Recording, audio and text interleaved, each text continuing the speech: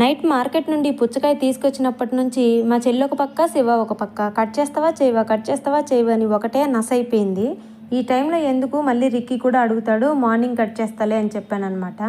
ఇంకా మార్నింగ్ నిద్ర లేచి టీ తాగేమో లేదు, ఇంక అప్పటి నుంచే మొదలెట్టారు ఇద్దరు వెళ్ళి పుచ్చకాయ కట్ చేయి అనేసి. ఇంకా నాకు తెలిసి బహుశా నైట్ వీళ్ళిద్దరు నిద్ర కూడా పోయి ఉంటారేమో దీన్ని తినేదానికి. ఇంకా వీళ్ళ నస తట్టుకోలేక ఇంకా ప్లేట్ తీసుకొని వచ్చి పుచ్చకాయని అయితే కట్ చేశాను అనమాట. చూడడానికి ఇంత చిన్నగా ఉంది కానీ చాలా బలంగానే ఉంది కట్ చేయడానికి. అది బలంగా ఉందో లేకపోతే అది కట్ చేయడానికి నాకు బలం సరిపోలేదో అర్థం కాలేదు.